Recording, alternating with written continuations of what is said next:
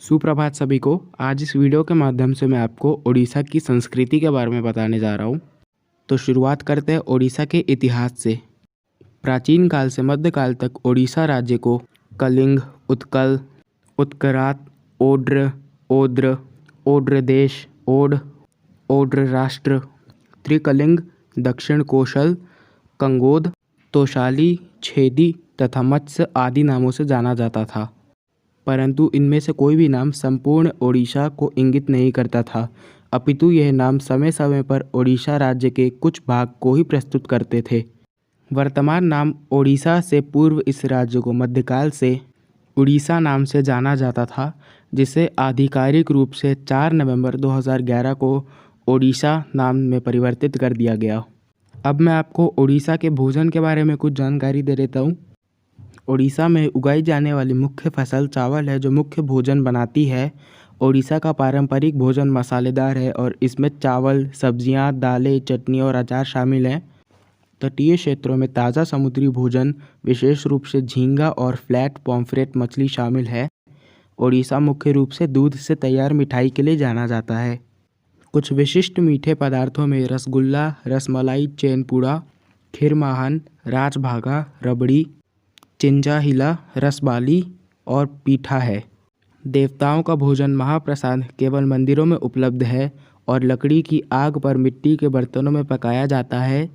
उबले हुए भोजन में चावल, दाल, सब्जियां, करी और मीठे व्यंजन शामिल हैं। अब मैं आपको ओडिशा के त्योहारों के बारे में बता देता हूँ। ओडिशा के मेलों और त्योहारों में जश्न मनाने का अपना तरीका है। ओडिशा के कुछ प्रसिद्ध मेलों और त्योहारों में कालीजल द्वीप, चिल्का झील, भुवनेश्वर के आदिवासी मेला, दुर्गा पूजा, मंगल मेला, भुवनेश्वर के भगवान लिंगराजा का कार उत्सव और पुरी में रथ यात्रा है। विभिन्न तीर्थयात्री रथ यात्रा में भारत और विदेश से पुरी की यात्रा करते हैं। 3 देवताओं जगन्नाथ, बालभाद्रा और सुभद्रा एक हफ्ते के लिए अपने गर्मियों के मंदिर में एक रथ जुलूस में ले जाते हैं। उनके शानदार रथ भक्तों द्वारा तैयार किए जाते हैं। कटक की बाली यात्रा एक और त्यौहार है, जिसे अक्टूबर-नवंबर के कार्तिक पूर्णिमा में मनाया जाता है। व्यापारी जो कि बाली के द्वीपों के लिए सेल किया था, याद में पुराने दिनों में जावा और सुमात्रा लोग नदी में जाते हैं और पिठ और कागज से बने छोटे नौकाओं को स्नान कराते हैं। शाम को देर तक नदी के तट पर 4 दिन तक बाराबाटी किले के सामने एक विशाल मेला का आयोजन किया जाता है। तो चलिए अब मैं आपको ओडिशा के नृत्य के बारे में कुछ जानकारी दे देता हूँ। ओडिशा में नृत्य के विभिन्न रूप, ताल, गठबंधन, भक्ति और इसके अभिव्यक्ति को जोड़ती है। ओडिशी शास्त्रीय नृत्य का एक रूप है जो नक्काशीदार चित्रों के भाव, अभिव्यक्ति और गीतात्मक गुणों को छिपाता है। ओडिशी नृत्य शरीर, पैर और हाथों के लिए स्थिति के कड़े नियमों का पालन करते हैं, जो सदियों पहले चट्टानों में मूर्तियों के आकार के चित्रों और परिस्थितियों में पड़ते थे।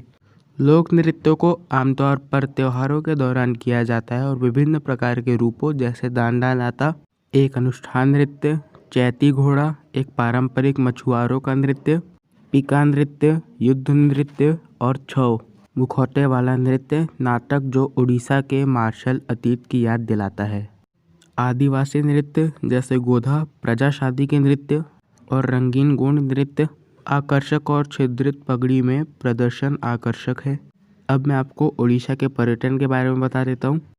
उड़ीसा भारत का एक खूबसूरत राज्य है और यह अपने आकर्षित समुद्री तटों, दर्शनीय मंदिरों और खूबसूरत पर्यटन स्थलों के लिए फेमस है। जगन्नाथपुरी मंदिर और कोणार्क का सूर्य मंदिर उड़ीसा के सबसे प्रसिद्ध पर्यटन स्थल हैं। इसके अलावा ओडिशा धान की खेती और रोमांचित कर देने वाले स्थानों के साथ साथ ऐतिहासिक स्मारकों के लिए भी जाना जाता है। ओडिशा घूमने के लिए पर्यटक भारी संख्या में आते हैं और यहाँ के खूबसूरत नज़ारों का दिल खोलकर आनंद लेते हैं। ओडिशा के कुछ मुख्य पर्यटन स्थल हैं जगन्नाथ मंदिर, परशुरामेश्वर मंदिर, गुंदिचाघर मंदिर, बिंदु सरोवर, केदारेश्वर मंदिर, महेंद्रगिरी और कोणार्क मंदिर। आखिर में मैं आपको ओडिशा के बारे में कुछ रोचक तथ्य बता देता हूँ। ओडिशा की संभल और इक्कत साड़ियाँ भारत में बहुत अधिक प्रसिद्ध हैं। यह साड़ियाँ हाथों की कारीगरी से बनाई जाती हैं। ओडिशा की मयूरभंज जगह चाइल्ड लेबर से पूरी तरह मुक्त है और यहाँ बच्चों से कोई काम नहीं कराया जाता है। ओडिशा में हनुमान जी की सबसे बड़ी मूर्ति स्थित है, जो कि पाम्पोश में स्थित है और यह स्थान हनुमान वाटिका के नाम से प्रसिद्ध है। उड़ीसा की संस्कृति में 62 समुदाय के लोग निवास करते हैं और सभी समुदाय के लोगों की अपनी एक अलग ही संस्कृति है।